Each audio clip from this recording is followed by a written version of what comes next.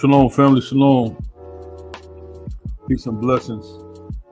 Giving all praise to the God of Abraham, Isaac, and Jacob. To Yeshua.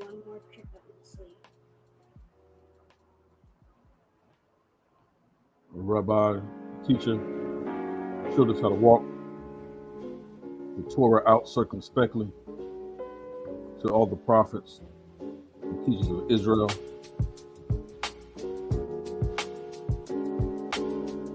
Peace and blessings, family. Hit that like button as you come in the building.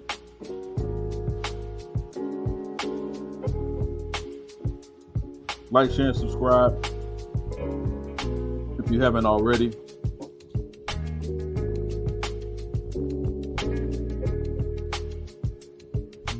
Shalom, Sister Cassandra.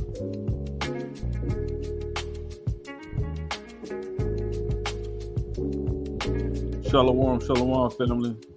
Shalata Yalo. For the non. Dratio, peace to you, brother. Peace and blessings, peace and blessings. My sister Cassandra, peace and blessings to you, sis. Appreciate you for being in the building.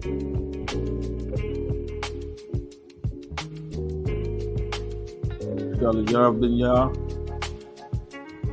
Peace and blessings. Y'all like, share, and subscribe, man. Let someone know we're on the air.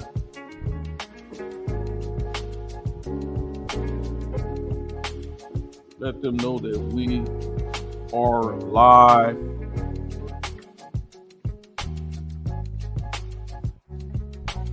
Today we're going to be doing part 2 of what we started on yesterday.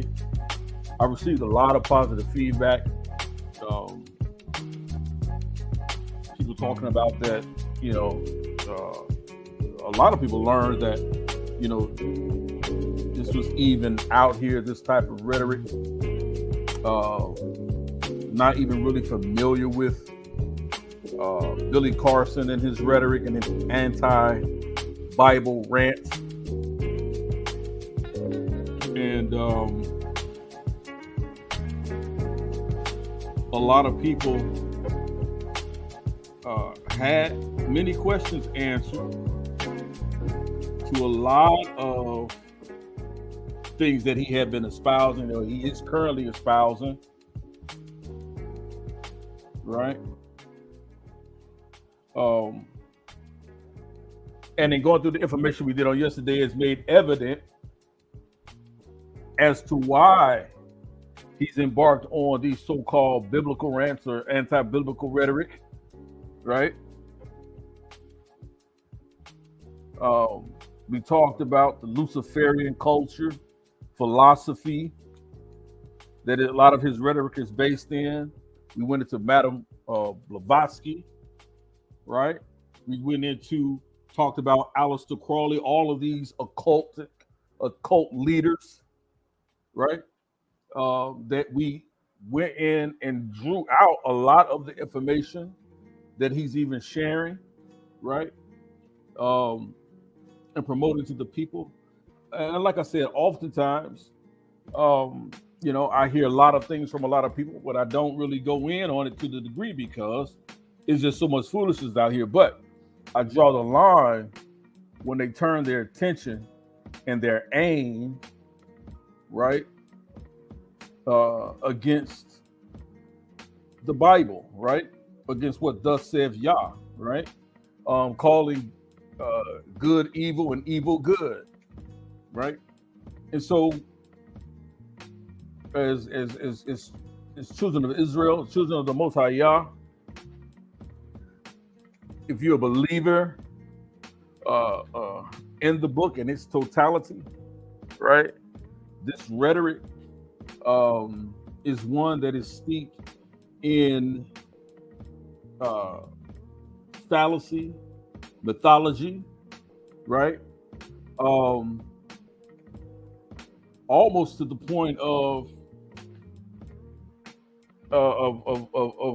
someone who's trying to scam someone. We talked about how it tries to keep you in a lower state of consciousness, right? And so we sort of set it up the background for this conversation. If you missed that on yesterday, go back. It's part one, same title, right? But it's part one. This is part two. We're going to do today. We're going to get into quite a bit more information and talk about what this forbidden knowledge is, right? And it is for many answers to the questions that they have, but these questions are very deceptive. They're not clear, right?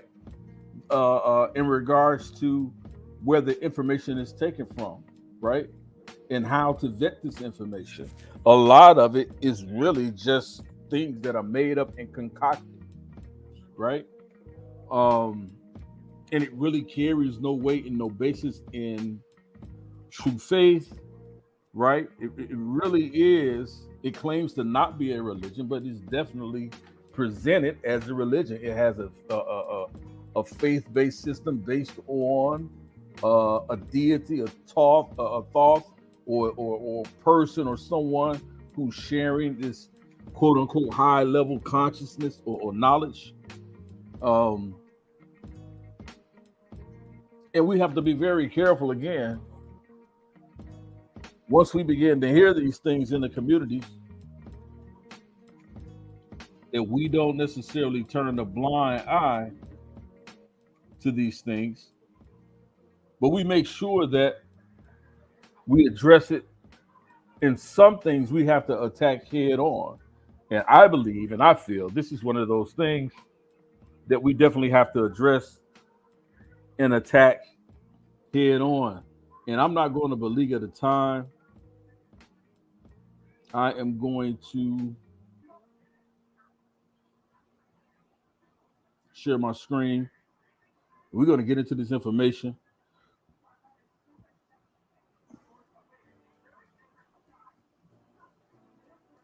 We're going to begin to share. We're going to be going into a little bit more about Freemasonry and how Freemasonry connects to everything we talked about yesterday. We touched on it briefly on yesterday. But I'm going to show you some things concerning Freemasonry that you may not have been aware of. We talked about yesterday Billy Carson and how the deity of Thoth, one of the gods, or sometimes called the king of the netherworld, of the underworld, the king of the dead, how these things actually connect to what he's espousing to be a higher level of consciousness, but it's actually a mindset, an idea, an ideology of death. It's really in the reverse. It's about descension, descending, and not ascension and ascending, right? There's no higher or no super quantum conscious understanding that he attempts to espouse. And what this is nothing more than a gumbo of failed doctrines and failed occultism, failed witchcraft, right? Failed philosophies, philosophical ideas that carry no weight. But after a while, especially in certain communities, once something is allowed to continue, right, without putting a into it or snipping it in the bud immediately, they begin to grow roots. They begin to grow branches and leaves, and they produce fruit, strange fruit, right? And people began to partake of this strange fruit, and they become deceived. They become deluded, right? with the messages of these people who claim to be on a higher level of consciousness, right? Who hold a knowledge, a forbidden knowledge, right? That only they and themselves have obtained, and the rest of us, right, are simply zombies, or we're mental zombies. We're consciously dead, right? We are trapped in the matrix of the Bible, right? And that really the God of the Bible is really the evil one, right? And Lucifer is really the good one. The serpent in the garden is the one that was trying to really enlighten Eve and Adam. And that's really was the benevolent God, the good God, right? The serpent was the good God, or some call the Logos, right? The God, because Logos or wisdom, right, of the serpent, right? So some call that is that as the wisdom or the Logos, and that's why you often hear people try to espouse that Yeshua was the actual serpent in the garden, because the term Logos is attached to the wisdom of this serpent in the garden. And a lot of these texts, especially the Emerald Tablet text that we went into yesterday, right? The plurals, right? And so people are deceived by these notions. And we're going to continue with this information because I want to show you guys how a lot of this stuff still connects, right? And it's it's preposterous at best. And so we're just going to get into a little bit of this information. I'm not going to prolong the time. Just going to get right into the lesson. So again, all praises to the Most High. Thank you for being in the building today. Appreciate you, brother. Appreciate you being back in the building with us today. Appreciate your knowledge that you shared. Again, this is a platform. This is a chat, a platform, a channel that we attempt to teach and share information in the chat, right? No one espouses to have all of the answers, right? No one should claim to have all of the answers, but what we can do is share what we have, right? And so your comments are welcome as long as they're respectful comments. Comments are welcomed in the chat. Whatever knowledge base you have, wherever you are in your walk, in your journey, please share. It may help someone else in their walk. We're all here as a community. We're all here as a family. That's the environment we like to cultivate here. But we respect everyone. We keep it very respectful on this platform and in this chat room. So please feel free to share. We can all learn something from one another, right? And so let's continue to do that. Peace and blessings to you, family. Dr. Sharp, glad you're in the building, brother. I appreciate you. Appreciate your wisdom and knowledge as well. Everyone that you see in this chat room that comes in this chat has some knowledge. They have some life experience that they can share, right? And so we understand and we know everything is not for everybody, and that's perfectly okay. But we've all been through some things that can help our brothers or help our sisters, right? And so we respectfully appreciate that and respectfully appreciate you sharing with us. So this is what we're going to start out with. Again, if you didn't see part one of this lesson on yesterday, very powerful lesson. My Hawk say he in the building with his shoes. Appreciate you, Hawk. So again, a very powerful lesson on yesterday. Really going into this, examining Billy Carson, breaking down his information, showing everything that we possibly can, talking about his book, right? And I'll even plug his book, The Compendium of the Emerald Tablets, right? Just so sometimes we can see where people are actually attempting to teach us in a way that is simply infectious. And the sister said right here, the forbidden knowledge and infected with a deadly spiritual disease. Hallelujah. Exactly. We went through this on yesterday. And we're going to continue to show this, right? And I'm not here to lay ad hominems towards the brother, because I've reached out to them to have a one-on-one live conversation with them. But I'm going off what the information that he's already espoused, right? Coming directly from his mouth. So this is not hearsay. We're talking about things he's put out in his videos. So this is the information that we're challenging, right? None of this hearsay, he said, she said. We're actually dealing with the information that he's put out, and how in his forbidden rants, right? In his attacks against the scriptures, why that is, and why do we see this, right? Is there any truth to what he's saying, right? And so, and I tell people all the time, a half truth is still a lie, right? Anytime you got to remix the truth, trust me, it's at that point, it's a lie, right? And so we're going to get into this information. Let me share my screen. Like I said, go back yesterday,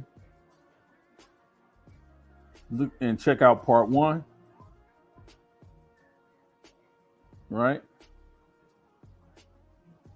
Today we start in part 2. Let me make that a little bit bigger for the family to see, it. Again, family, hit that like button, like, share, and subscribe. Let us know that you are in the building, as my ox said, as Ashraf said, in the building with his shoes off. Absolutely. So definitely, let's get into this information.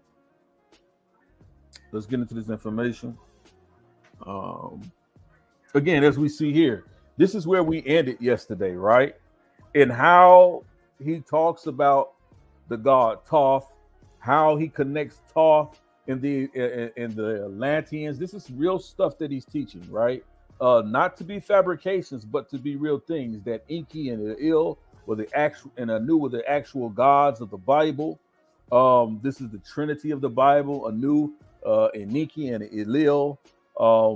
And their squabbles over the higher elevated conscience of mankind. One wants to elevate the conscience of mankind, I believe Enki, and then Elil wanted to subjugate man, keep him in a lower state, only to be a servant.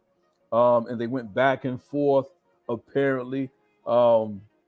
In this particular mythos, a lot of this he's drawn from the understanding of the Anunnaki mythos that we hear. We went through how none of it's ever been substantiated, can't be substantiated, right?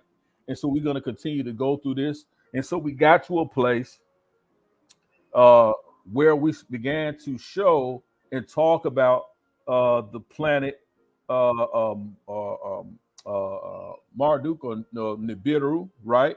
Which is the place where he claims that the Anunnaki, and not just he claims that, but this has been claimed for quite a few years, that the Anunnaki descend or once lived in this planetary, this black planet, this dark planet called Nibiru, somewhere hidden in our solar system. And for thousands of years, they've been traveling back and forth. They were known here on Earth as the Atlanteans, right? And that type of stuff. So, but they're teaching this is truth. And that's the issue that I have, while attacking the scripture. And the reason why I thought about it last night, one of the reasons it's evident why they attack the scripture so much is because they have to draw people away in order to sell them this garbage, right? So it's really, to me, when you really look at it, it's really a money grab. It's really a money grab, right?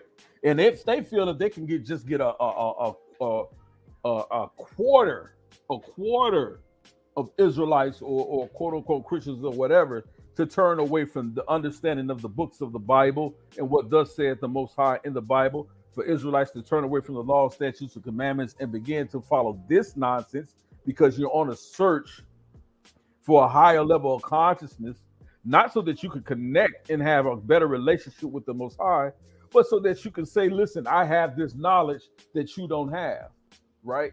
That your pride and ego pushes a lot of people, a lot of teachers in Israel, a lot of these pastors, we already know that Christian pastors, a lot of their ego is simply just to say, I know more than you, so pay me, right? When it comes to the scriptures, right? And it's a scam. It's a scam and a sham, right? And so what we need to do is begin to really vet this information that's out here, right? You see this guy, Billy Carson, everywhere. I came across some information, that I felt like I didn't have to present in this particular presentation, right? About allegations of being of actually being a scam artist and changed his name and going on this type of stuff, because the information that's out here, many people are following it and they are aware of that information. But you still have many people following. Why? Because we have an innate, and the Most High has placed that in us. We have an innate thirst and hunger to search for wisdom, to seek the Most High, right? And oftentimes it's not cultivated, it's ignored, right? It's replaced with some other type of wayward doctrine, right? That takes our focus off seeking the Most High Yahweh, into seeking something even within ourselves, right? Humanism, making ourselves God, right? We're the supreme beings of the universe, right? Humanism, right? Transhumanism, that's something outside of ourselves, but not yet the God of the Bible, not yet Yahweh, not yet the God of Abraham, Isaac, and Jacob, but it's something above and beyond that idea or understanding or ideology that they seek in their thirst for knowledge and wisdom and understanding, that they don't even realize that it's what the Most High put in them, so that what he could have relationship with them, right? And that's all the Most High seeks. He seeks a relationship, the creator with the creation, right? And so oftentimes people are easily beset. They're easily fooled and taken away because something sounds good. And I played some videos of Brother Carson talking about how he doesn't have to pray for anything. He just speaks it into existence. He doesn't have to believe in God for anything. He just speaks it into existence, all based on his will, right? All of that stuff to people, to the untrained ear, sounds good. But as you continue to listen to him and talk to him, you began to hear the witchcraft and the wizardry that goes into what he's saying. I can leave credit card information and the PayPal account on this, so it doesn't know what I'm talking about. And so you can actually see the rhetoric that he begins to talk about. You want my card? Yeah, we can try that first. And so these are the things that we have to be very careful of, right? So let's get into this information, right? Let's listen to what he says. We're going to read this. We're going to break this stuff down just a little bit. And I want to get to this, right? The myth of Marduk, planet, and Nibiru, right? He often espouses it, but let's look at what this says, right? Let's go to this link, right? Because I want people to understand where we are with this, right? It's talking about the myth of Marduk, planet, and Nibiru, right? Separating fact from fiction. Now let's read a little bit here, right? It says, in recent years, some conspiracy theories, right? And I'm going to get into that because there's a whole psychosis behind those people that they found scientifically that follow conspiracy theories. There's a pattern of psychosis among those people, right? That everything is conspiratorial, right? Now, listen, let's not be blind to the things of the world, right? We know that the government has done some underhanded things and they continue to do so, right? There are things that they've conspired to do, they've hid from the public, right? We know the Tuskegee experiment, giving syphilis to black men, right? Injecting them, inoculating them with sexually transmitted disease to see the effects on these, how the effects it works on the mind and the nervous system in the body to weaponize syphilis, right? And they unknowingly, right, uh, uh, recruited uh, uh, black men to experiment on, right? We know these things occur, right? We know that there's evidence of they're using LSD for mind control programs. These things are documented in facts, right? We understand we understand what these things are and that the government is actually involved in these things, right? So we know that, right? So when I talk about conspiracy theories, those aren't conspiracy theories. Those are things in government programs, right? That they're actually involved in, right? We know the FBI and COINTELPRO, those are not conspiracy theories. These are things that the government was engaged in, right? So what we're talking about here is things that are literally made up, right? Literally created out of thin air, right? So we talk about in recent years, some conspiracy theories, as a matter of fact, I know we may have some in the chat. I don't mean to offend you, but y'all gonna have to answer to me. Y'all gonna have to ask India, who was just up in space, up at the moon a couple of days ago.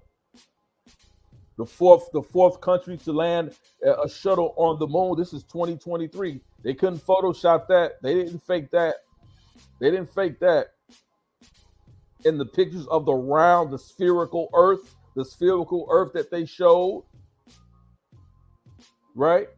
That their space shuttle, their spacecraft, which orbited the moon, actually took pictures of. Yeah. So all you flat earthers, hey, I'm sorry, y'all gonna have to move on to something else. Get your potatoes and your batteries and your wires together and go on to the next science project, because this flat earth one ain't it. That's over, right? That's over. Thanks to the Indian government. Thanks to the Indian government. That's over, right? Well, let's get into it. It says in recent years, some conspiracy theories have emerged claiming the existence of a planet called Marduk, right? Also known as Nibiru, which is said to pose a threat to Earth. According to these theories, Marduk is a brown dwarf star or a large planet that Hit the PayPal again and it works. Some even suggest that Marduk is home to an advanced civilization that is responsible for the creation of humanity. They're talking about the Anunnaki, right? However, these claims have not been supported by scientific evidence, Billy Carson. But this is what he espouses to be the truth. He goes around city to city, podcast to podcast, teaching this, right?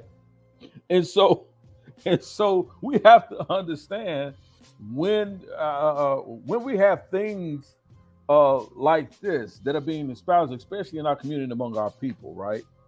And then they use this information and espouse it as truth, but they'll tell you when you open the Bible, it's all lies and it does nothing but contradict itself. We heard Brother Carson say that out of his own mouth on yesterday in the video. And I may play some of that video again today, right? That it's all lies. The Bible is all lies. That the God of the Bible is actually evil, right? He's actually wicked. And as I began to do even more research on a lot of his rhetoric and a lot of the things that he says, I hear this a lot on the HOK platform. I hear this a lot in that community and in that circle. And I think what we found is a lot of Billy Carsonites. We got a lot of Billy Carsonites, and they've been hiding where they've been extrapolating this information from, but we're putting it on Front Street today. We started yesterday, but we put it on Front Street, putting it back on Front Street today. Because a lot of the rhetoric that they espouse, right, in this house, in that quote unquote house of consciousness, unconscious community, a lot of it is almost word for word what this wizard here is talking about, right? This whole ancient Kemet flavoring to it, right? This whole the God of the Bible is actually evil. He's actually the wicked one. The snake in the garden was actually Yeshua because they referred to the snake of the garden in these accounts as the logos, and Philo uses the term logos in the book John in John 1:1. When we talk about logos, he uses it in terms of wisdom, right? Not understanding that John 1:1 has nothing to do, is not talking about Yeshua, but it's talking about the thought of the mind of Yahweh, right? It's the wisdom of the Most High. He says, in the beginning was the word, or logos, or the wisdom. In the beginning was the wisdom, right? In the wisdom was the word, and the wisdom was with the word, right? Right? The wisdom was with the Most High, and the wisdom was the Most High. That's what it's talking about. It's not talking about logos as in sense of an individual person or a person by the name of Yeshua. It's not talking about Yeshua there in John 1:1. People have to understand that, right? So we have to also understand. Somebody said the house of crying, incognito. Hallelujah. Absolutely. Right? We hear this stuff. This is the same stuff Brother Polite was spewing, right? And this is all I see here is Polite times 10, right? Without the sexual allegations, right? But there are allegations of scamming, right? If y'all want to look up Billy Carson in Broward County, right? You got aliases all over the place, right? Bug shots and all over the place dealing with these things. Now, I'm not saying people can't change their ways. So that's not what I'm focusing on here. But what I'm saying is we need to know and understand who's disseminating this information. I did a teaching on this channel a while back talking about disinformation cell groups. Disinformation cell groups. A lot of these channels are like information terrorists, disinformation terrorists. It is their job to espouse and spew disinformation.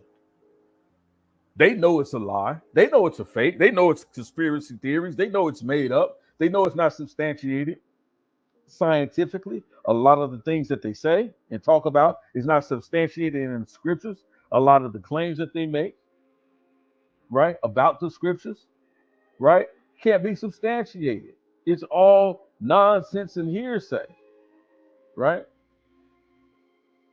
All nonsense and hearsay. So we have to be very careful about these disinformation cell groups, right? Who love putting out information to keep the people confused. And that is nothing but that only comes out of the consciousness of Hashatan. It says, for the Most High is not the author of confusion, right? So let's get into it. It says many scientists and astronomers believe that the idea of a planet like Marduk or Nibiru is nothing more than a myth. They argue there is no evidence to suggest that such a planet exists or that it poses a threat to Earth. Moreover, they point out that these claims are conspiracy theories with no scientific basis.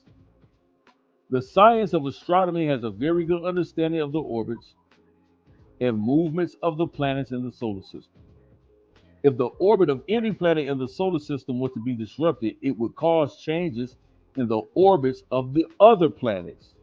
Therefore, if a planet were to enter or leave the solar system, there would be a noticeable change in the orbits of all the planets.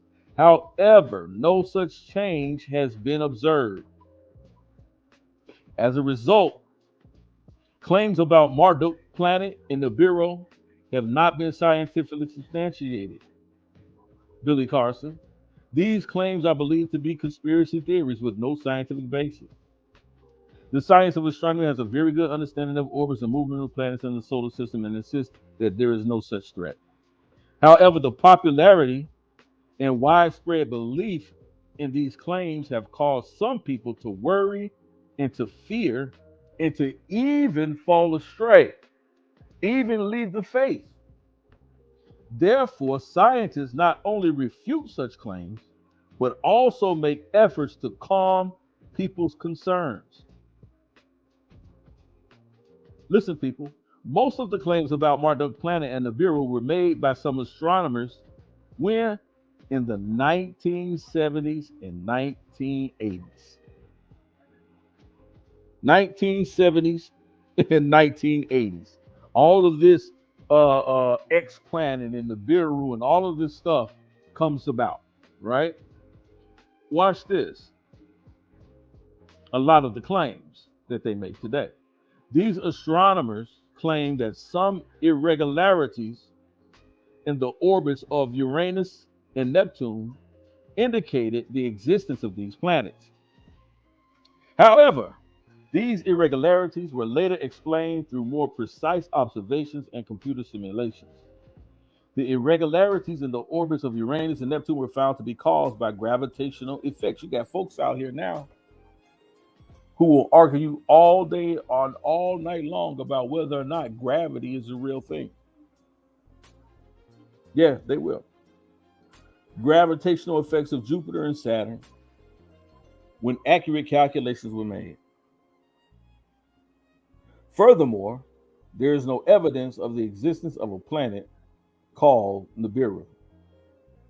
The source of these claims is a mythical planet called Nibiru in the Mesopotamian mythology. Some people believe that this mythical planet is real and is approaching Earth. However, there is no scientific basis for this claim. But Billy Carson will tell you different.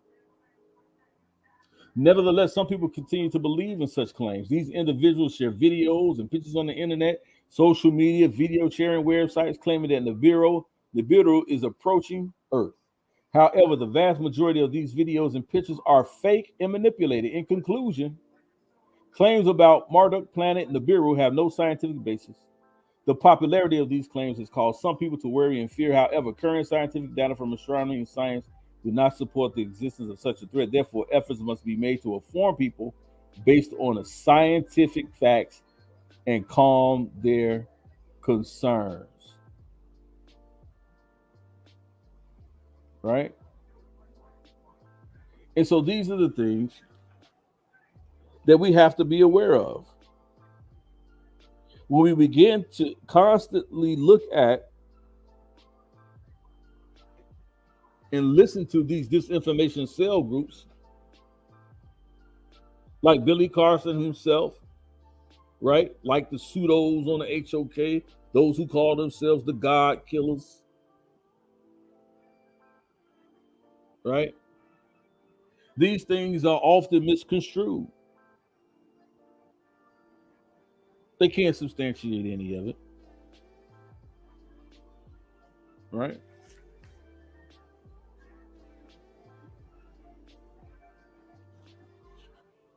So let's continue, right? Again, we're going to talk about Thoth and satanic cult worship. This is what Billy Carson espouses. Now, he won't come out and tell you that it's satanic, but every video he's going to tell you about the wisdom, the great wisdom of Thoth. He's nothing more than a comedic wizard.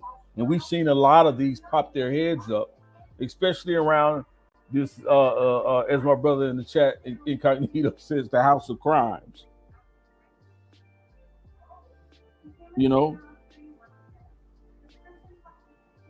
But watch this, right? And it's unfortunate because there is some rich history to be respected about ancient Kemet. But when you have people who come and take it and twist it and manipulate it to confuse people and to delude people, right?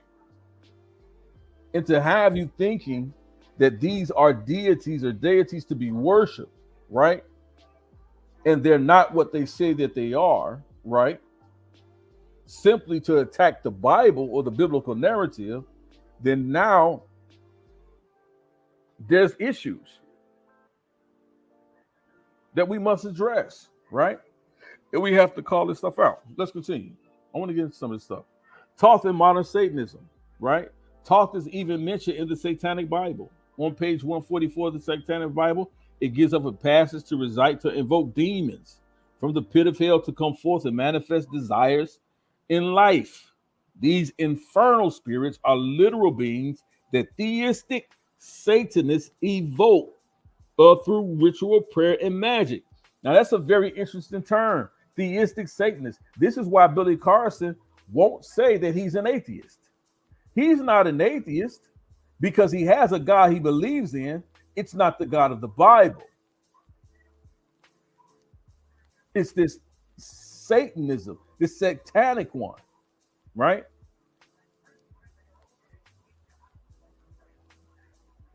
And that list on page 146 is Thoth, the Egyptian god of magic. Magic is something practiced by Satanists, sometimes involving blood rituals and the summoning of demons, such as Thoth himself. They even likened the Egyptian or Kemetic god Set to Satan and worship him as such. Satanist and the founder of the school Theosophy, and we talked about her on yesterday, Helena Blavatsky, sums up Thoth as follows. She says, Hermes, the god of wisdom, called also Thoth, Tet, Set, and Setan, right? Or Satan, right? And that he was, furthermore, when viewed under his bad aspect, Typhon, right? Which is also equated to a demon of the storm or a water demon. And I'm going to show you some correlations to these water demons as well. Typhon, the Egyptian Satan, who was also Set, right? This is Helena Petrovna Blavatsky in her work called Isis Unveiled, Volume 1, Science, New York Trolls Printing and Bookbinding, 1877, page 554. Thoth is revered as a demon, is in modern Satanism, right? Let's look at Billy Carson and the Aleister Crowley connection, right? These guys are only really mimicking this gentleman right here, Aleister Crowley. And if you're not familiar with Aleister Crowley, he's clearly a European, but claims he had an experience in ancient Kemet in Egypt while visiting in Egypt, that his spirit spoke out to him, which he believed was the gods, more specifically the god Thoth, and he began to go on this journey of occultism, right, that many hold true to today. And all you see in Billy Carson's rhetoric, the scripture says there's nothing new under the sun. You see this replay of Aleister Crowley. You see this actual reiteration, right, of Aleister Crowley, right? The same spirit that was in Aleister Crowley, right, resides and abides in some of these people, right? The brother on yesterday, I believe it was, and if I'm not mistaken, I don't want to get it wrong. Oh, Aliyah, the brother that came on in the chat yesterday. Shout out to him. I haven't seen him in the chat yet, but shout out to him as well. Shout out to you, Sister Professor Lovely Lady. Ancient Scribe, appreciate you, brother, for being in the building today. We can almost see the demonic hole on the consciousness. If you look in the eyes of Aleister Crowley here, even on this film, even on this photograph of him, dressed in ancient Egyptian garb, looking like what's our brother with the lock over there on HOK. That's what I'm telling you. All this is a replay of all the same stuff, man. It's all occultism. It's all occultism being replayed over and over and over and over again. Right? Shaka Amos, that's his name. Right? This guy in Shaka Amos, they're dressing at the same thrift store. Y'all understand what I'm saying? So this stuff is crazy, man. Look at it. And look at his eyes. If y'all can see it up close, look at his eyes. This is the same way when we were showing the video of Billy Carson himself, they have that same dead blank stare, right? As if their consciousness is not is being controlled by another force, right? So let's get into Aleister Crowley, Thoth, and magic, right? Someone obsessed with Egyptian magic was 33rd degree Freemason and Satanist Aleister Crowley. And if you understand anything, we went over this a little bit on yesterday. I'm going to get into a little bit more of this Egyptian Freemasonry, right? This 33rd degree, this wizardry, right? That they created. We're going to get into that a little bit in this lesson, right? Billy Carson talks often about the 33rd degree, right? Talks about how you need 33 degrees. 30. You have to reach 33. I forgot how you call it, what term that he used in order to break the barriers of the orbit to enter into space, right? You have to be at 30. I think you have to be at some speed that's calculated at 33. At 33, right? You can't be 31, it can't be 32, it has to be 33, right? In order to enter this orbit. And when you enter this orbit, he talks about how NASA has discovered these X points. He called them X points, and he basically says, oh, that these are like wormholes or jump spaces, right? If you hit one of these X points, it'll shoot you straight to the moon. Or if you hit one of these X points, it'll shoot you straight to the sun, right? These are the things that he's espousing, right? Absolutely. Sister Cassandra, 33 equals 6 equals upside down 9. Absolutely. This is exactly the wizardry and the magic that they're using, right? And so Satanist Aleister Crowley, he referred to himself as the beast, 666. And these are the heroes of guys like Billy Carson and all those other cats, right? He says, I was not content to just believe in Satan. Can you imagine that? He says he was not content just to believe in Hashatan. What a statement. What a statement. He said, I wanted to be his chief of staff. How wicked is that? How wicked is that? Right? Then he goes on to say, as he was a famous occultist and magician who was heavily influenced by Thoth and Egyptian mythology. He openly admitted blood sacrifice to demons and said for nearly all purposes relating to magic, human sacrifice is the best. And he says this in chapter 12 of The Bloody Sacrifice and Matters Cognate by Aleister Crowley. He actually says this. They talk about blood sacrifice, right? It's the highest form of worship that they could give to this Hashatan or to this Thoth, right? And you'll see a lot of these same motifs heavily embedded in Freemasonry, heavily embedded in in almost 95% of the rhetoric that you hear coming from Billy Carson. Nothing more than a wizard. Again, Harry Potter at his finest, right? Satanist and the founder of the School of Theosophy, Helen M. Blavatsky, sums up Thoth. Let's see, we went over that one. Let's go back. It says Aleister Crowley, he was contacted by a supernatural being called Awis, right? While in Egypt, that taught him do what thou wilt shall be the whole of the law. I've even heard some brothers, I've heard a lot of brothers say this, do as thou wilt,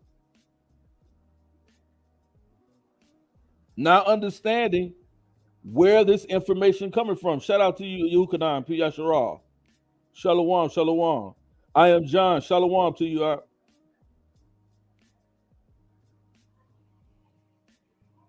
He says it here. He hears a spirit, a supernatural being called him, Iwas, while in Egypt. They taught him to what? Do what thou wilt shall be the whole of the law. That clearly goes against the law, statutes, and commandments of the Most High. He said, the Most High says, those that observe to do and keep all of the law. That he sent through his prophet Moshe, through his prophet Moses, to his people. He says, then I will bless you. Right? But this guy here says, do what thou shall be the whole of the law. But do what thou wilt shall be the whole of the law. Just do what you do. Do what you will. Do whatever you feel like doing. Right? The Bible talks about that men will be lovers of themselves in the last days. Right? Shout out to you, Mongo Slave. Glad to have you in the building, family. Right? And he says, which became the core principle in his religion and philosophy called Thelema. Now, if you remember when on our teaching yesterday, this is one of the teachings that Billy Carson bases his information on, and even some others that we hear sayings comes out of this understanding that this philosophy that Aleister Crowley created, this Thelema. One of the sayings that he has as well, another sayings that he has is delivering wisdom or bringing wisdom from the darkest minds of the light. It's Aleister Crowley rhetoric. Aleister Crowley rhetoric. Right? Now, Crowley went on to write 6 books pertaining to magic and became obsessed with ceremony and Egyptian magic. And just like other Satanists and Luciferians, or those with such sympathies, he had a fascination with Thoth. Right?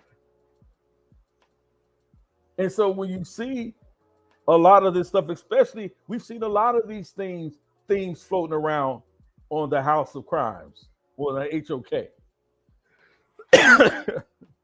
Shout out to my brother Incognito. We've seen a lot of that. It's Aleister Crowley talk. Right? But you see, they have this fascination with Egyptian magic, demonic forces, or supernatural beings that tell them, do what thou shalt be the whole of the law. In other words, let the law be unto whatever pleases you. Whatever pleases you. Let that be the law you live by. Right? Let's continue. It says, in fact, he wrote a book called the Book of Thoth, which contains the magic of Thoth in ancient Egypt. It also outlines the philosophy of his Thoth tarot card deck that he created for divination. One technique of magic Crowley strongly recommended was banishing. Banishing is a technique used by magicians to rid the space of forces that might interfere with the magic that is being performed. As Crowley says in his book, Magic, Book 4, Chapter 13, he says, in the banishing ritual of the pentagram, we not only command the demons to depart, but invoke the archangels and their hosts to act as guardians of the circle during our preoccupation with the ceremony proper. It is usually sufficient to perform a general banishing and to rely upon the aid of the guardians invoked. The banishing ritual of the pentagram is the best to use. Now, how demonic is that? Absolutely, I am, John. It's levels to this, man. It's levels to this. We're going to get even deeper. We're going to get even deeper. The lesser balancing ritual of the pentagram is a magic ritual used by the Hermetic order, right? We're going to be talking about that. The Hermetic order of the Golden Dawn, right? Which is an occultic sect based on the teachings of Hermes Trismegistus or Thoth, right? And if you know anything about Freemasonry, all of their ritual practices and worship is built on Hermes Trismegistus or Thoth, and this is what Billy Carson constantly pushes. I believe he is a high wizard in this occultic realm, dealing with this Thoth magic in this Hermetic order, worshiping this demon, this pagan demon of the underworld Thoth. And this is what he pushes. And this is why he goes so hard to convince people that the Bible is really the culprit here. That the word of the Most High is really the culprit here. That's the evil. You understand what I'm saying? So we got to understand really what's being said to us here. Watch this. This ritual involves getting rid of spirits or impure forms of the elements from the magician circles by tracing pentagrams in the air with a dagger, and by the power of certain divine names, followed by an invocation of spiritual forces to guide the pentagram. How demonic and foolish is that? And when I use the term demonic, I am talking about spiritual forces that control the consciousness of men to keep them at a lower state of nefesh, to keep them at a lower state so that they descend only, because that's where the Egyptian pantheon dwells. It dwells in the descendant place. Asar operates from the realm of the dead. Thoth reparates from the realm of the dead. Amenti is the realm of the dead. All of these things deal with the realm of the dead. They are death worshipers.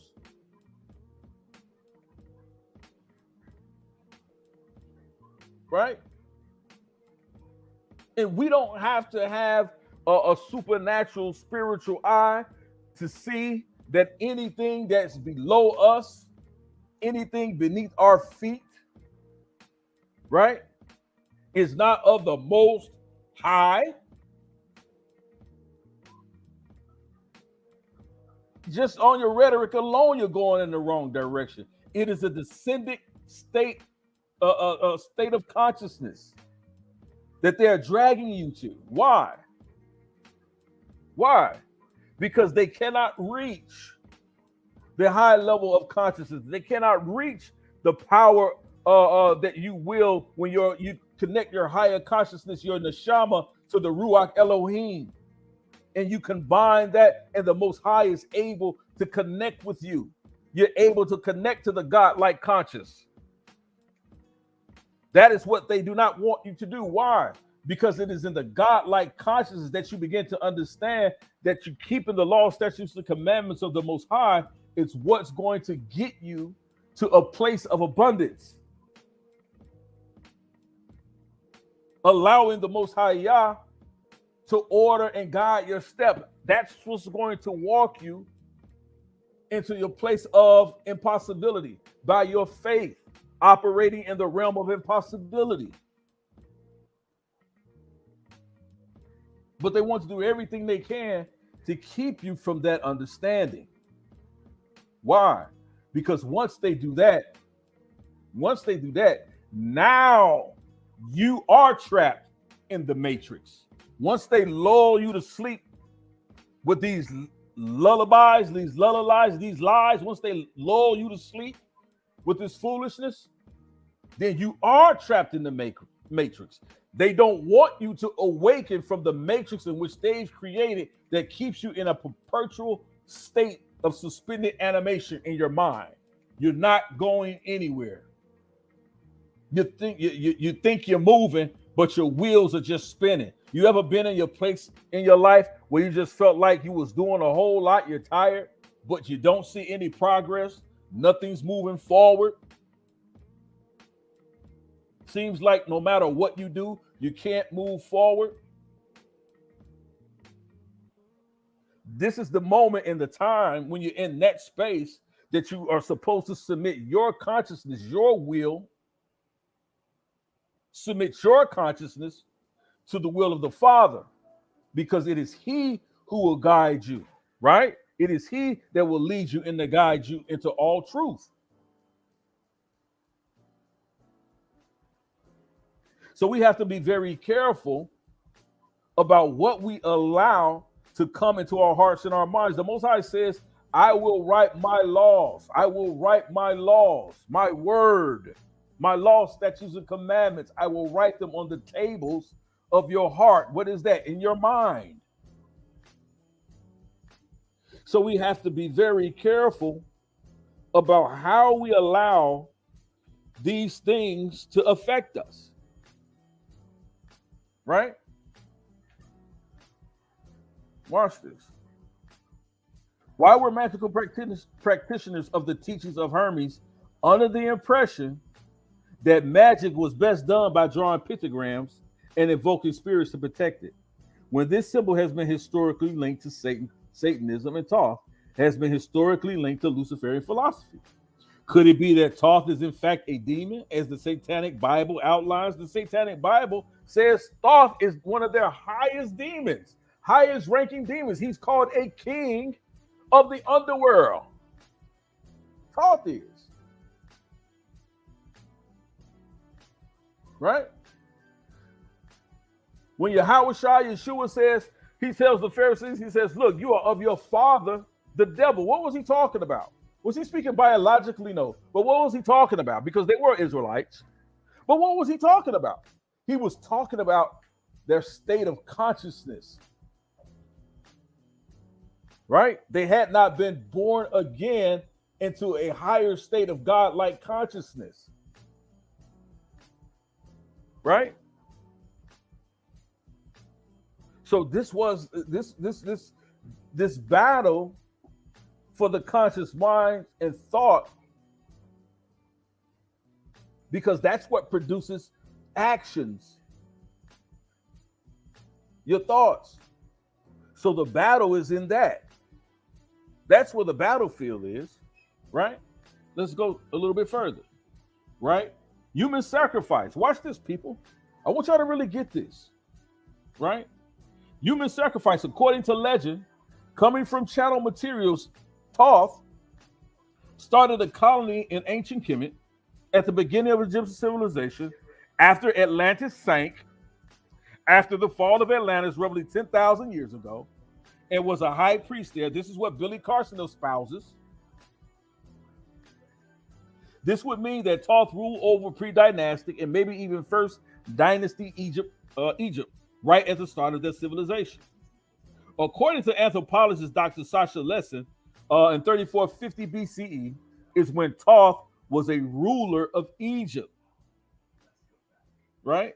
The only problem with this is that Thoth, the god of religion and ritual, ruled at the exact same time when the Egyptians practiced human sacrifice. Right? And this is from the book talking about the death pit. Right here, they got it right here. It's the bodies in position in the great death pit. Right? And they show in the drawings right here, the ramp, the entrance of there. This is where human sacrifice was being had in ancient Egypt, right? So let's talk about this. Let's go a little bit further. According to an article published in National Geographic, human sacrifice is clearly demonstrated as existing during and before the first dynasty by retainers or human servants being buried near each pharaoh's tomb, so that they could go on into the afterlife to continue to serve the pharaohs and royalty. And Thoth, as the god of religion, rituals, and the high priest of Egypt, would have been overseeing this religious practice if this legend is true. But we know they had retainer sacrifices in ancient Kemet during that particular period of time. We know that for a fact. Right? According to other legends, watch this, of Thoth, an interview with Zechariah Stitson, a very, very important person to this whole Anunnaki thing, right, that we were talking about. Interview with Zechariah Sitchin. Thoth brought civilization to the Mayans. You hear Billy Carson say this on numerous occasions, and appear to them in the form of Quetzalcoatl, who was a feathered serpent that the Mayans made human sacrifices to. If anyone saw the last Wakanda movie, the people that they were fighting, and the mutant that they called the mutant, the guy was flying around, he had wings on his ankles or whatever, right? After eating this, his mama ate a herb or something like that, and some old kind of crazy stuff, but it changed their DNA, right? And the Mayans, right? They called him Kukulkan or Quetzalcoatl. This is the same thing, the same reference that they're talking about, right? This means that Thoth would have been inspiring and overseeing human sacrifices, leaving them under the impression that he required blood in order to bestow favor upon them. But then you got Billy Carson saying, look, your God in the Bible is evil. He has a bloodlust. But he worships Thoth, right? Who's clearly connected to blood rituals, retainer sacrifices, and human sacrifices. The method of sacrifices for Quetzalcoatl was to cut someone open while they were alive, pull out their heart, and offer it up. Human sacrifice. Human sacrifice. Right? So these are the things that we see. Let's continue. Thoth also apparently helped start the Sumerian culture and was known to them as I always say this name wrong. Ingizita, right? A serpent god of the underworld. Sir Leonard Woolley, an excavator of the famous ancient Mesopotamian city of Ur in Samaria. There, among hundreds of tombs, he found 16 elaborate royal tombs, all containing human sacrificial victims that were stacked on top of each other, with numbers as high as over 70 human skeletons in a single tomb, right? So we know that they were practicing, right, under Thoth, these human sacrifices. These tombs were known as the Great Death Pits, right? And this is what you see here. These great death pits, right? And were sometimes filled completely with dead human bodies, as you can see from Woolley's archaeological diagram of the pit on the right. That's what we're looking at here. What a strange coincidence, taking all things into consideration, that this god of religion and ritual, who lives in the fire of the earth, known to be a demon by Satanists, helped establish 3 ancient cultures. And this is what Billy Carson will tell you, that Thoth is responsible for these ancient cultures that had to be reestablished after the Great Flood. That he's responsible for this. And in each one of these cultures, in ancient Kemet, right, the Mayan culture, and in the Sumerian culture, what do we see? As Thoth is the one Billy Carson claims being responsible for elevating the humanity of man after the Great Flood, human sacrifice. In every one of those cultures, human sacrifice is recorded. Sometimes for the first time they're recorded.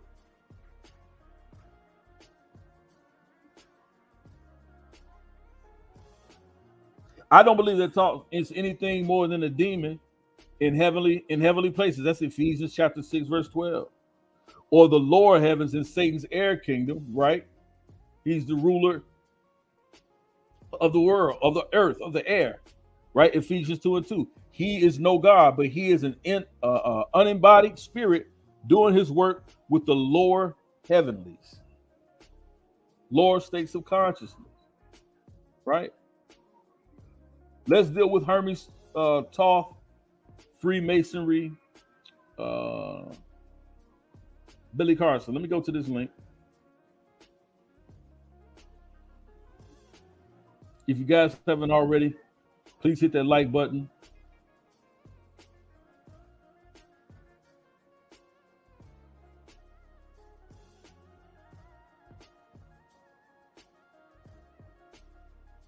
And then they, especially in this community, oh, that person's got to be evil because they have a compass behind them, or you know what I mean. And it's like these preconceptions, I think, that all people that understand or know about Freemasonry are in some way trying to dominate and take over the planet.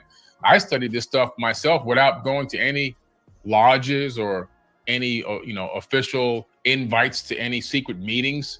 But you can get these books on eBay and Amazon and learn I want to know, what are these people studying? What are they learning about? What are they being told?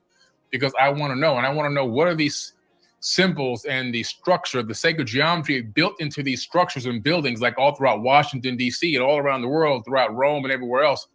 Freemasonry.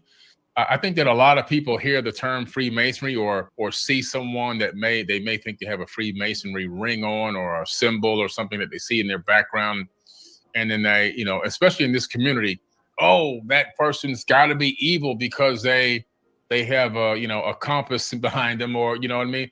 And it's like these preconceptions, I think, that all people that understand or know about Freemasonry are in some way trying to dominate and take over the planet. I studied this stuff myself without going to any lodges or any official invites to any secret meetings. But you can get these books on eBay and Amazon and learn I want to know, what are these people studying? What are they learning about? What are they being told? Because I want to know, and I want to know, what are these symbols and the structure, the sacred geometry built into these structures and buildings, like all throughout Washington, D.C. and all around the world throughout. Right. And so we hear him espousing this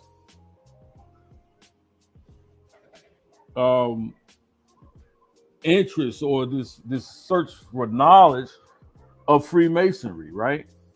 And so there's an issue with that because it's all connected. Freemasonry is built on Thoth and Hermes Trismegistus and the magic, the 33rd degrees, and all of these different things that we see. But they come and they take this and they take it and they try to persecute those, right, with this narcissistic understanding of this spiritual narcissism that Billy Carson holds, that the people who believe in the God of the Bible are somehow confounded, are of lesser knowledge, lesser states of consciousness. But he's chasing Freemasonry. So let's look at it, right? And what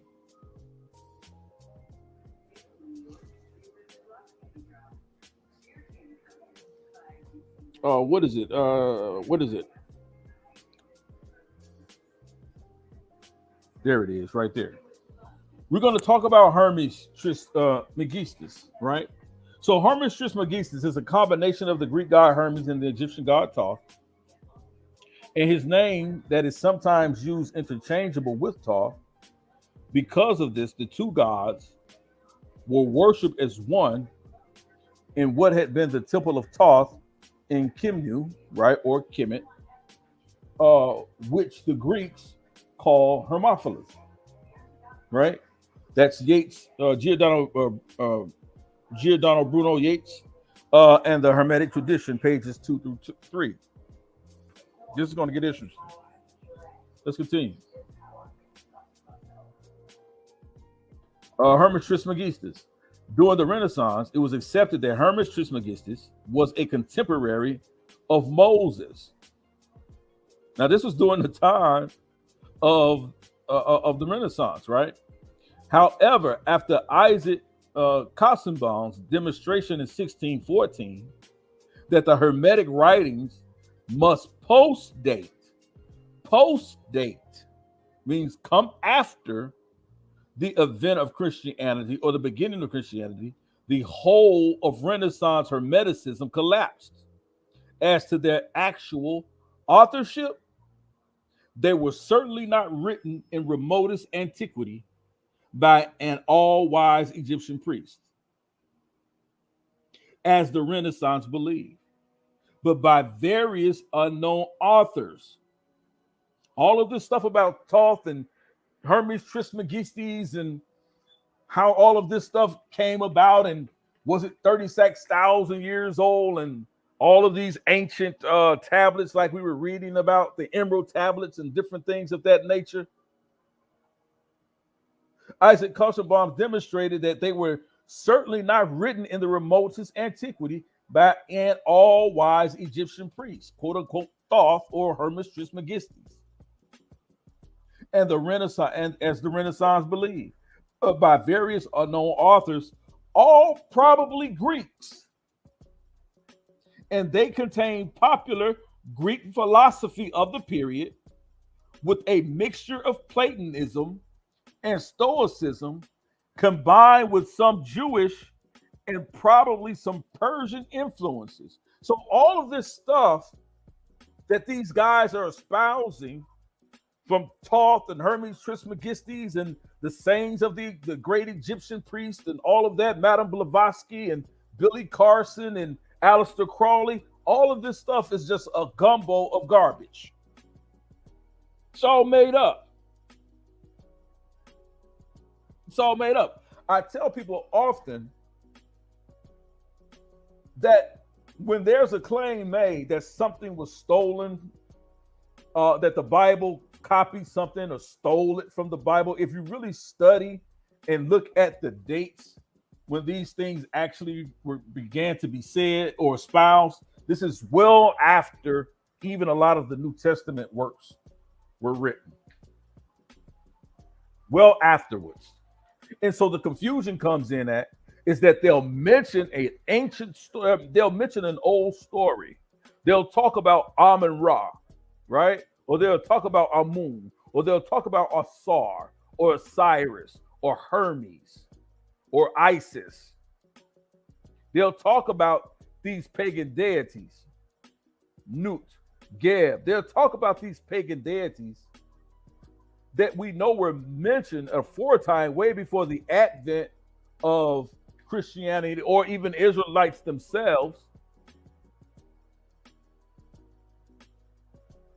As a people, we know those things to be accurate, but what they do is they take modern ideologies and modern scripts and connect them with ancient names. And then people, as they began to read these texts, they'll say, look, this Asar was the God of life. He was the rising and dying savior. Asar is never said to have saved anyone in his entire life.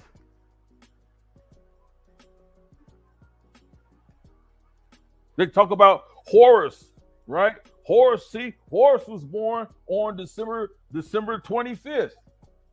The biblical text and narrative never ever makes the claim that Yeshua or Yahushua was born on December 25th during the winter solstice. But it does, in some historical accounts, say that Tammuz,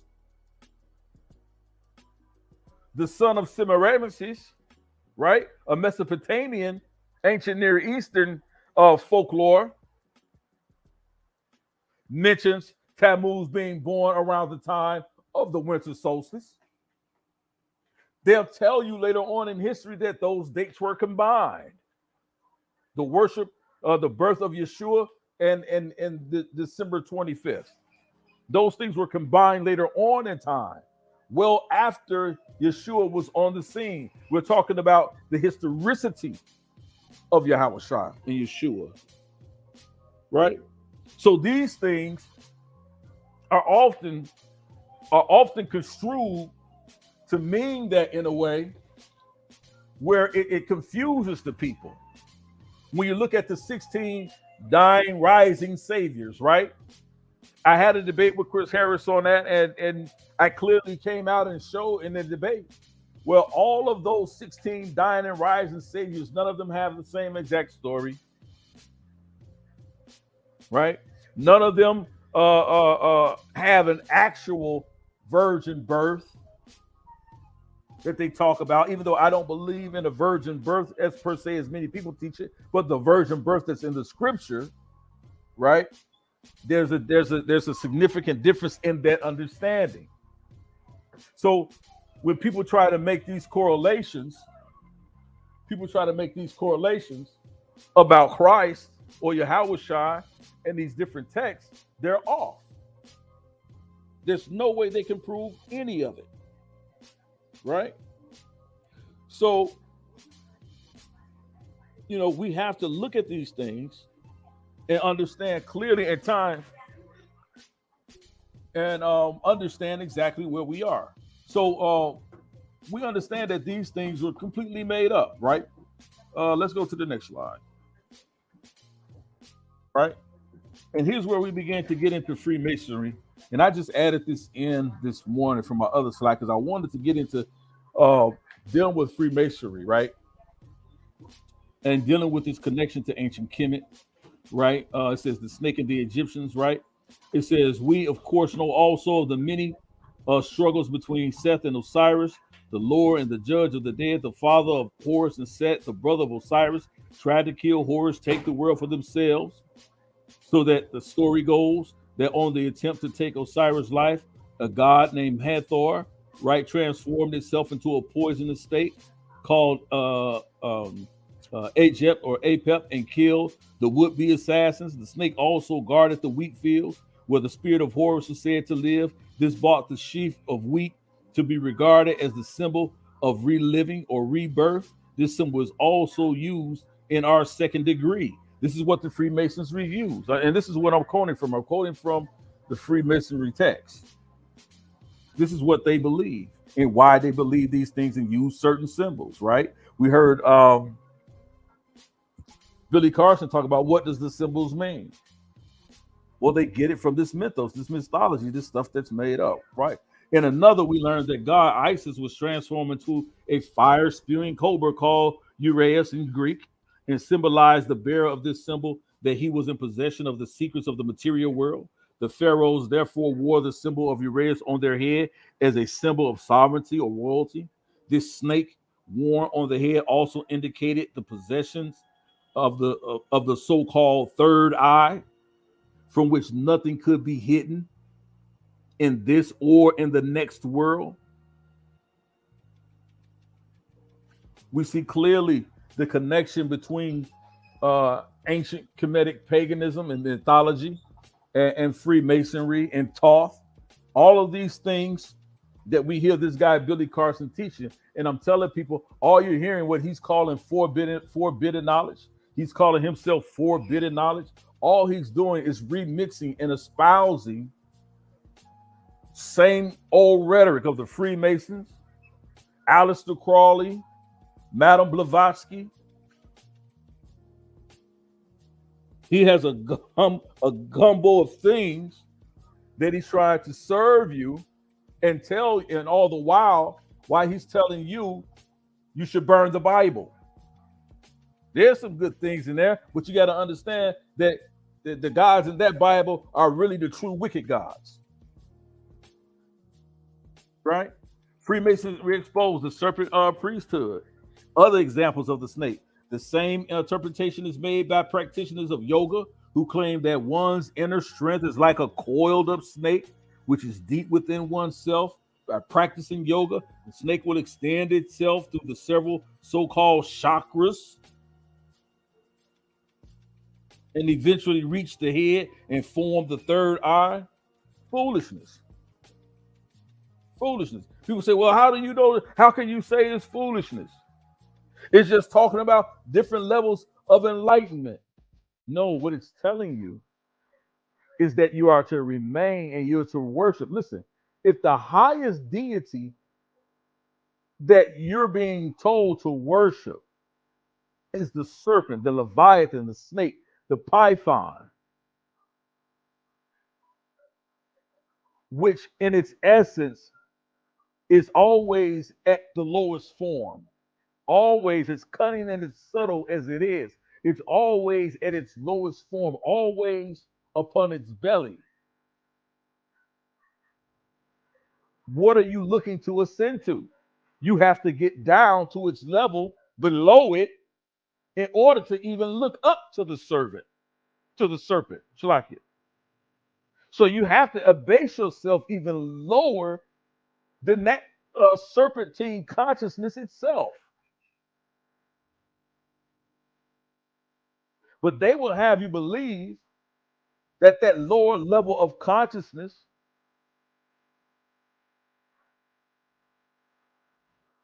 is where you should descend to. And in that descension, and then you will be enlightened. That's not how this thing works. It's not how this thing works. I'll get into it. I'll get into it. A Freemason and Mason. One was really an occupation, right, or a carpenter. He was more of a carpenter, not a mason. Specifically says he was a carpenter. Um, Masons really did with bricklaying and brickwork, sediment, that type of thing. But it says Christ was a carpenter, right? Yeshua was a carpenter, a master builder, right?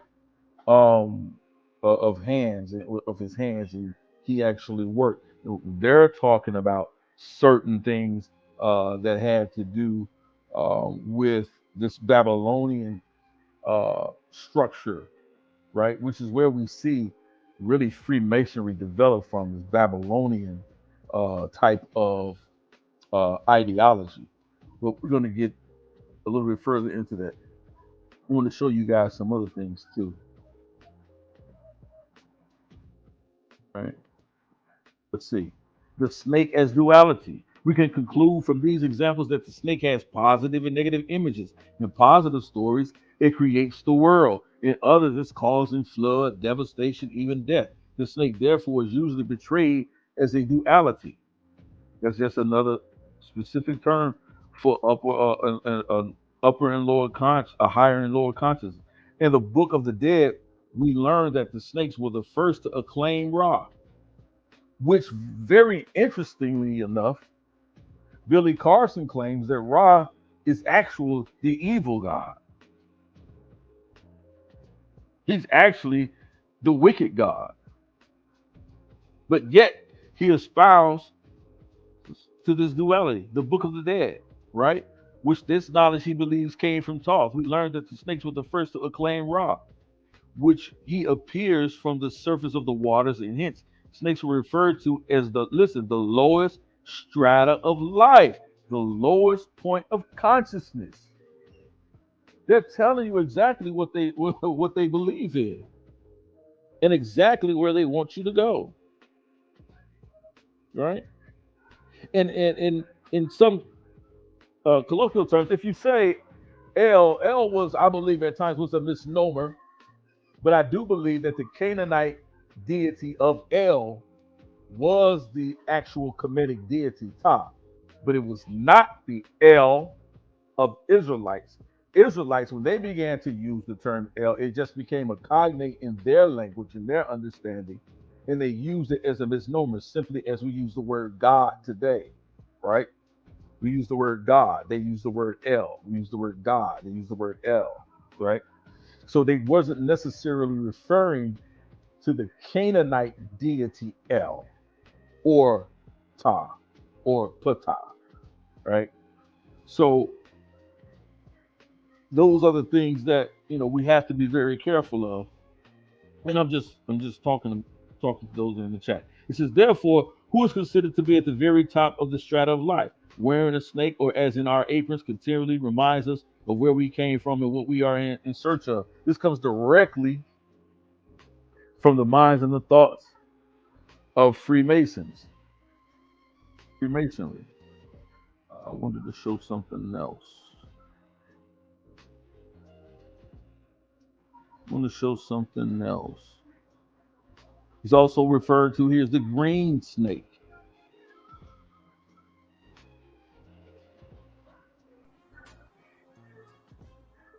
I wanted to show you guys something here. Here we go. The Ouroboros, the snake as the Ouroboros, right? The snake we have seen plays an important role in symbolism, and I hope to have explained a little more that why the snake is chosen as our hook on our aprons.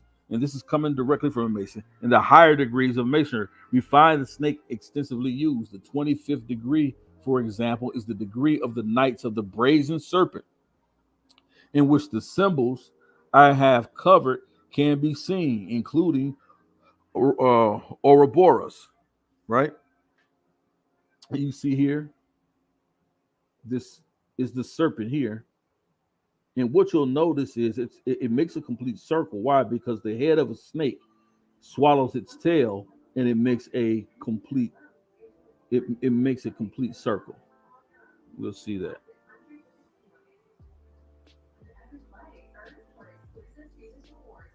I wanted to get to some others. I wanted to get to that right here.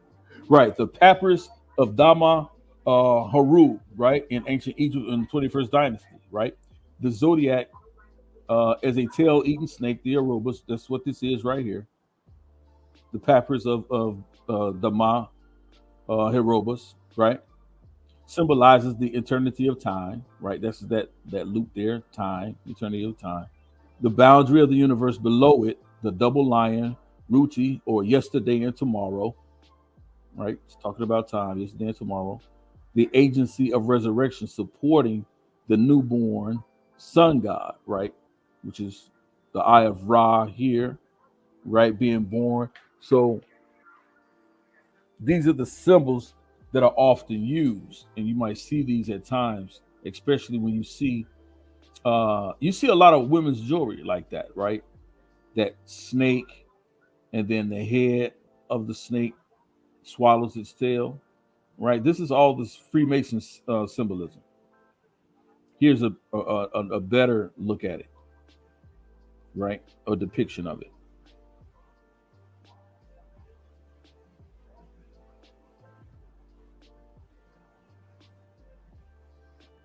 And here's what I wanted to get to. The double triangle of Solomon, represented by two ancients of Kabbalah, right? The macros forest and the micro forest, the god of light, the greater light and the lesser light, the god of reflections from Eliphaz Levi's Transcendental Magic 1896. And you'll see where they've clearly acculturated these things. Now you see there's the cross there, right? You see this this is not a 6-point star, but this is two intercepting pyramids, right? As above, so below, right? This is all their symbolism, right? And here you have what? This little demonic face. I don't know if you can see it. I don't know if you can see it, but it represents the head of Mendes at times, or demonic entity. Here you see the horns there, and you see how the beard of this deity connects to 3. And how do we know that this is a depiction, really a depiction of Hermes Trismegistus, whom they believe was reincarnated as Solomon? How do we know? Because he has the 3, the 1, 2, 3, and that's what Trismegistus means. The Lord, the Lord, the Lord, right? So his symbol is 3, or 1, 2, 3, and then you see the same thing, his reflection here, right? As above, so below. You see his reflection here. So it's 1, 2, 3, 4, 5, 6, right? 6-point star. That's your other 6. And then you have all of these sayings here. I think you're supposed to have 1, 2, 3, 4, 5, 6. This is all one saying here. The 6 sayings, the 6-point star, the 6 points of the star. this region here, the six saints, like all of this here is symbolic of this. Here you see the same thing here among the Aztecs representation of Quetzalcoatl, right? We have the serpent swallowing its tail. Why do we see this here? We saw it here. We see it here, ancient Kemet. We see it here.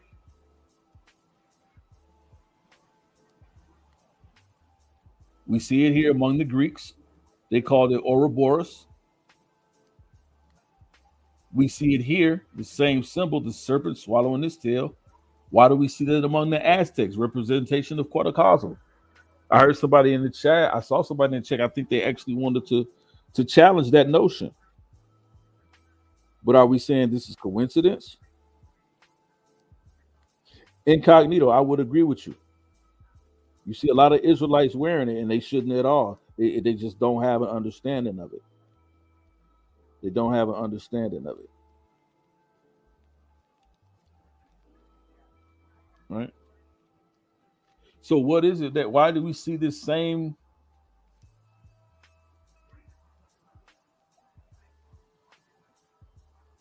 symbolism here? Why do we see the same symbolism here?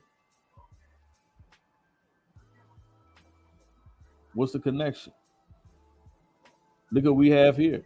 This is from the ancient Greco-Byzantine alchemical test relating to the manufacture of gold. This is how they believe they could turn gold. And so this is the symbol that they use for it. The serpent swallowing its tail. That's from the Greco-Byzantine Empire. Why do we see that here? We see the same image among the Aztecs, Quetzalcoatl, the same image. We see the same image among the Greeks. We see the same image among the ancient Kemet, 21st dynastic period of Kemet. The same image, the serpent swallowing its tail. Y'all want to tell me it's coincidence? It's not coincidence at all.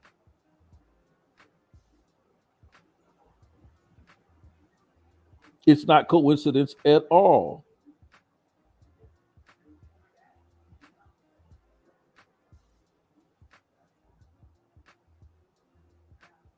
So we have to be very careful about the things that we say and we see and understand what it is that we're looking at. These things are all connected, right? Look at what we have here. Aurora Boreas is an emblem for mortality. This is from George Withers, a collection of emblems, ancient and modern, 1635. Now look what you have here. The serpent swallowing its tail. You have the infant child here, right? This is Cupid or Eros, right? I believe that's what that's a depiction of. The baby inside the little child there is dealt with mortality. And then you see the death, the skull here, representations of the death, the lower level of consciousness, right? But you see it encapsulated here. Why do we see all these same symbols? Look at this. It's not coincidence. Not coincidence. Not coincidence. Not coincidence. These things are all connected. Let me show you a little bit more. Look at this. This is the jewel of the 25th degree in the Scottish Rite from Freemasonry. What do we see here? Same circle, intertwined by a snake. But mind you, look at the type of, this is a T. Look at this.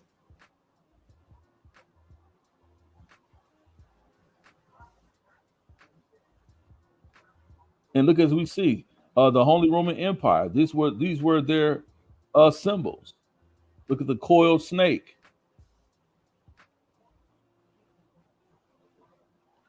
July 1998 issue of the Scottish Rite Journal states that the eagle was also a symbol of regeneration and rebirth. The wings of the eagle, wings on our feet.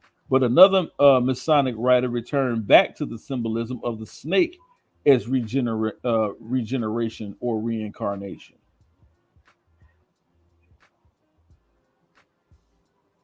That's what this is. Show you a little bit more. We see these all over the place, but this is Freemasonry as well. I'm gonna get into that another day.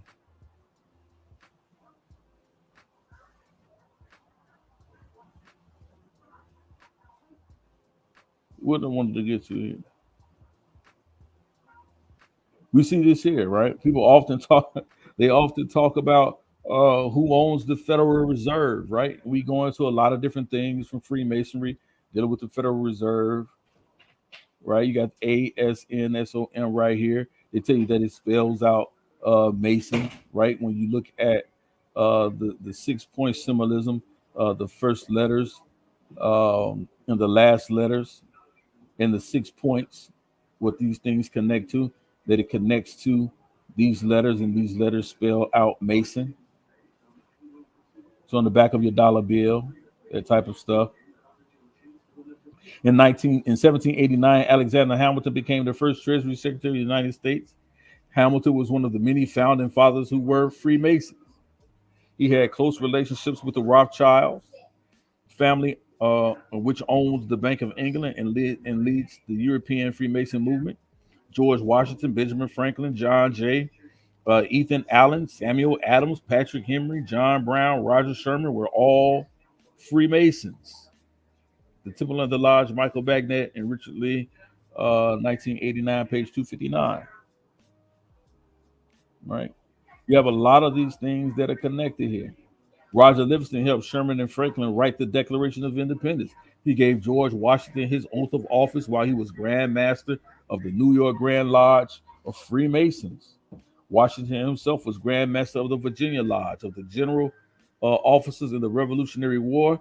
33, there that number again, were Masons. This was a highly symbolic since 33rd degree Masons become illuminated. Illuminated how? They're talking about a form of enlightenment, another form of consciousness. What illumination? What they're talking about? Satanic worship, Luciferian ideology. This is a chart of most important Messianic symbols. Just to show you guys, I'm not going to go through them all, but just to see, it's chalked in, it's chalked in symbolism.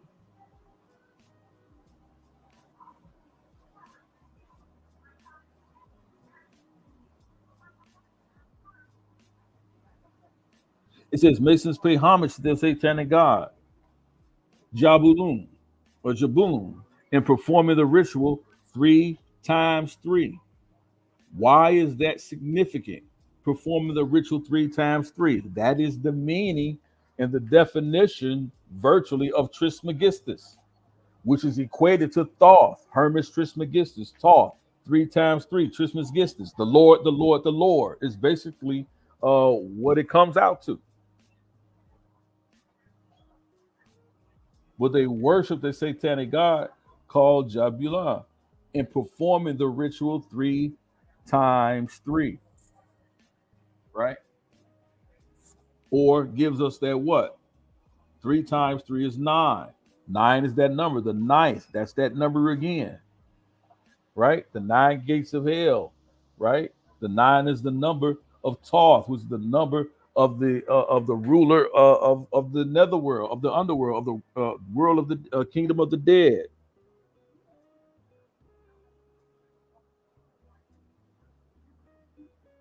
These are things people don't really understand. In the Royal Arch of Seventh Degree, page 225 from Duncan's Masonic Ritual and Monitor, third edition. The second sign of the super excellent Master Mason stimulates gouging out of the eyes of a traitor to Freemasonry.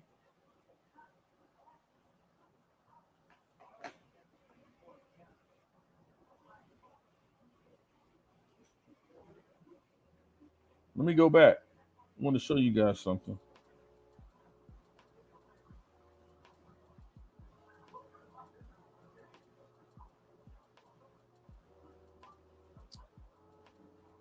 Let me go back real quick.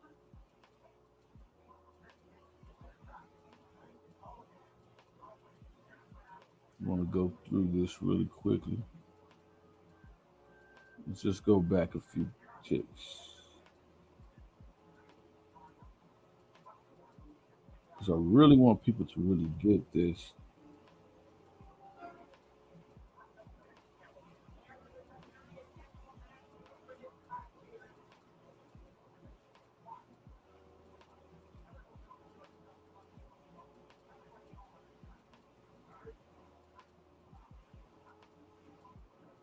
I really want my people to get it. Hold on a second.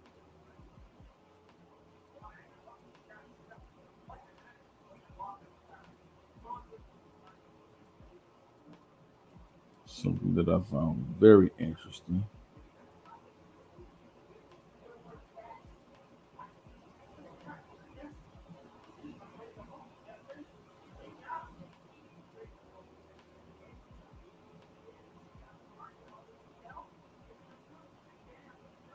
I think this is it. And Lil meant Lord, wind. He was sometimes called Lord of the air. Uh, yeah, this is the one. That's it. He was also called Satan, the Lord of Eden. Sound familiar, guys? Sound familiar? In the Bible, he's known as Yahweh. Sound familiar? Sound familiar? His son is named Marduk, who's also in the Bible. Look it up. Marduk. Who's Marduk? His other name was Amun Ra. And he's the one who said, when you say amen, you say anytime you give thanks, you say amen. You give thanks to me. So that's where amen actually originates. It originates from Enlil's and Enki's bloodline. And you're saying thank you to these Anunnaki, which have you say amen. That's a whole nother podcast though. But anyway. By Compendium of the Emerald Tablets by Billy Carson.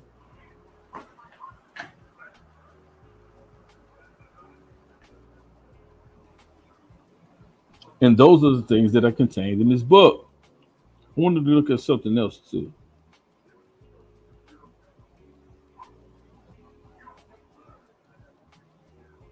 I wanted to look at something else too. One more thing.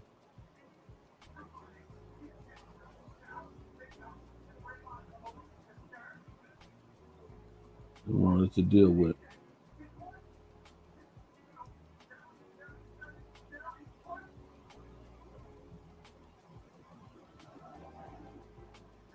Something else I wanted to deal with.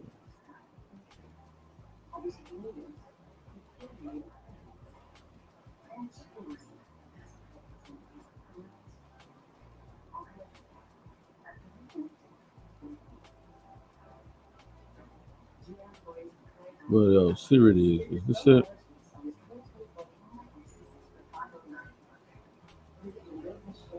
Oh, this is right here. It says right here, I wanted to read something interesting, right? It said, according to the second Emerald Tablet or Emerald Table, all right, which Billy Carson really bases a lot of his rhetoric on. This is his Bible, right? Their story bears a striking similarity to the fallen angels as described in the book and the Bible and the book of Enoch. For in a past time, lost in the space time, the children of light look down on the world. Now, what they're espousing is that they are, aliens, right? These aliens who come from outer space, right? They come from outer space and they come to not just, and these are not super gods, right? But these are just like flesh and blood men like you and I. And I mentioned this before, that have this super technology, right, to travel intergalactically, right? But somehow they lost the ability to do so. They weren't able to keep it up, right? They ran out of what is it? The process, the goal. I think it was gold that they needed in order to stay alive, right? Or for their planet to survive, right? All the gold that still remains on the earth today, they ran out of the power to harvest it. Like, this is like a lot of this stuff that this guy Carson espouses, as we've shown and seen clearly, is just complete in utter witchcraft, there's no basis to it. I would be very careful of sending this guy anything as far as money and donations and different things like that, because a lot of it simply is to keep you bound. It's to keep you bound. And so we have to be very careful of people like this who present themselves in our community. Even when we hear this type of information uh, in the circles that we find ourselves in, discussing information, having debates on these platforms, you know, not really understanding the things of the Most High. And so, it's just something that we have to really, really, really be careful of. I want to go through some of these comments. There's a lot of them really briefly.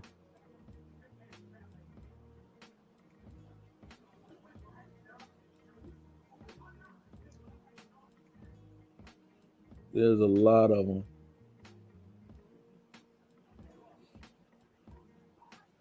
There's a lot of them. There's a lot of them.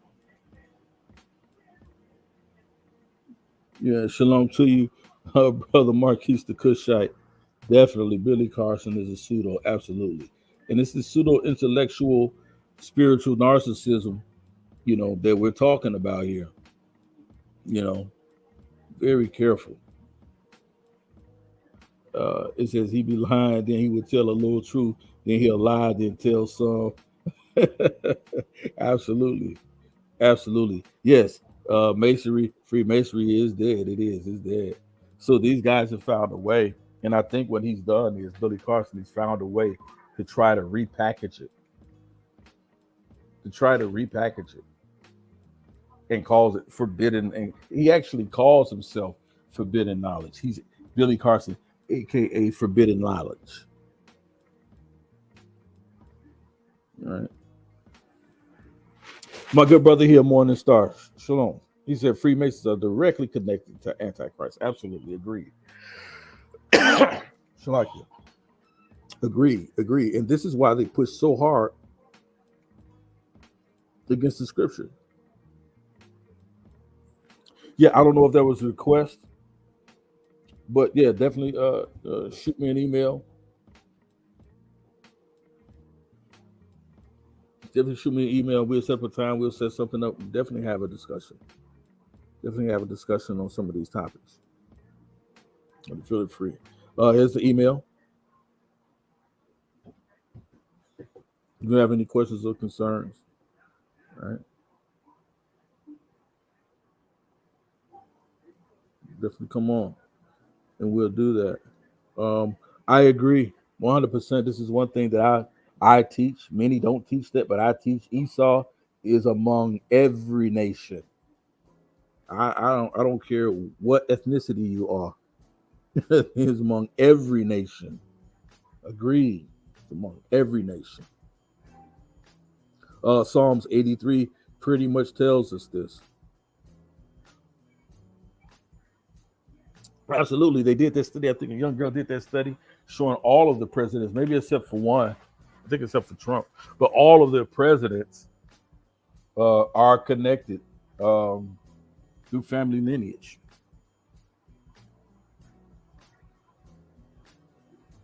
Absolutely. And maybe we'll get into. I think I'll do that. I'll start on that. I've already have something, but I'll just need to add some other information to it and pray on it. But definitely, we're going to talk about the bloodline of Cain. Talk about the bloodline of Cain and what we actually know about Cain. The bloodline of Cain, right? And really deal with that. So, uh, before we close and get out of here, I want to share some things with you, family. Let me go in here really quick.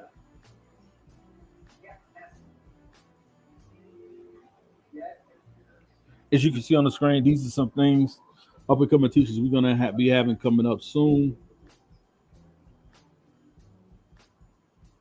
So please hit your notifications, like, share, subscribe if you haven't already.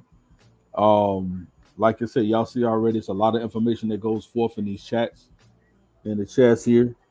So we're gonna really be getting it in, sharing information and really going deeper into understanding these things. We're gonna be talking about spiritual alchemy, the crucifixion, and the consciousness.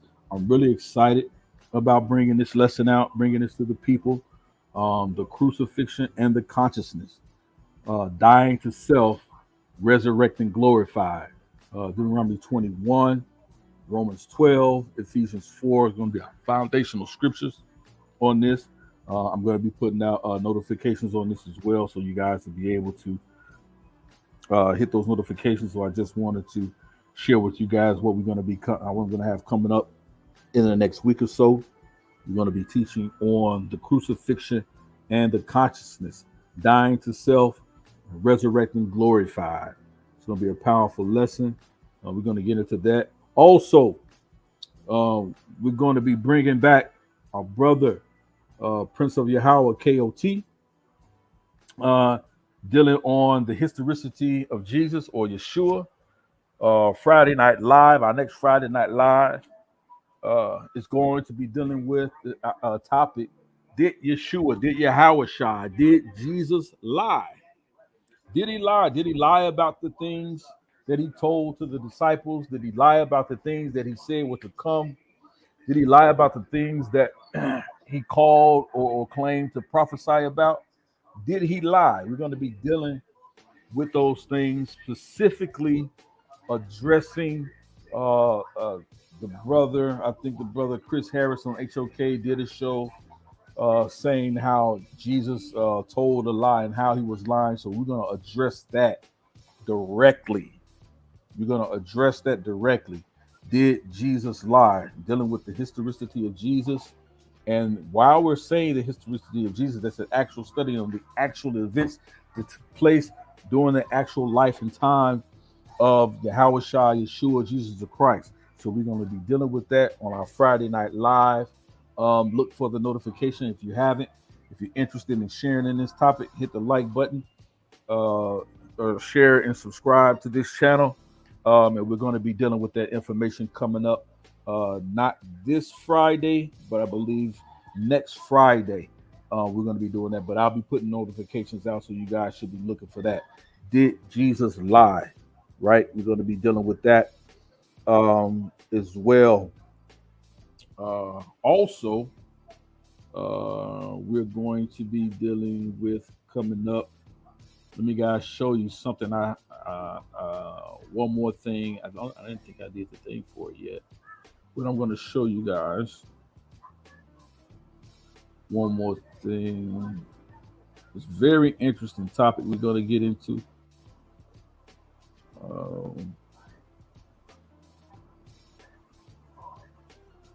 Let me share my screen. These are the things that we have coming up for you guys here in the Torah movement. We're going to be dealing with this topic right here coming up within the next week or so. We're going to be dealing with the invisible institution. The invisible institution. And if anybody knows what this symbol is, it is the Sankofa symbol, right? Directly from the West African culture. And we're going to be talking about the invisible institution. And we're going to be talking about the understanding of how the Sankofa understanding for the West African belief system correlates with the scripture. And we're going to be breaking down the understanding of the Sankofa symbol, right? You have the Sankofa bird there, and that little round dot there you see at its beak is an egg on its back, right? And so we're going to be breaking all of that symbolism down. We're going to be talking about the consciousness that deals with that, how it correlates in the scriptures, and also the material culture we see of those in West Africa who did have Hebraic practices, Hebrewism practices and how we find those things in the Americas, right? People say Israelites didn't come over on the slave ships because if we did, we'll be able to find the material culture. Well, we're going to talk about some of those material cultures that we believe line up with the Bible, right? Clearly, things that they connect back to the Bible, right? That material culture from West Africa, evident in the Americas via the transatlantic slave trade. We're going to be talking about that within the next coming weeks. Within the next coming week, I just was talking to my brother Orthodox Moore. Shout out to Orthodox Moore in preparing this, picking his brain for some of the information, putting some of these pieces together as we build on this particular topic. And I wanted to do that to show people, yeah, that guy. Should have been, yeah, that guy. Yeah, the MVP guy. Yeah, that guy, right? He made the claim on saying that Jesus lied, but we're going to deal with that. Again, we're going to be dealing with this. I'm excited to teach this particular lesson. I'm excited to teach every lesson that the Most High gives me, but I'm excited to teach this lesson and dealing with the material culture of West African Hebraisms in the Americas. And people are going to want to understand how I'm making a connection with the Sankofa bird and the Sankofa symbol, right? From the West African culture, right? How we're going to be making that connection to scriptures. You say it can't be done. I dare you to tune in. I challenge you to tune in. That's what I'm going to be sharing. That's it for today, family. Peace and blessings to y'all, man. I love you guys, man. I pray the Most High blessings in your around your families, that He keeps His arms of protection around you as you go to and fro to your various destinations. May He keep your heart, your mind, your souls in good health. May He keep you in perfect peace as you keep your mind stayed on Him. Keep ascending, family. Keep ascending. And shalom.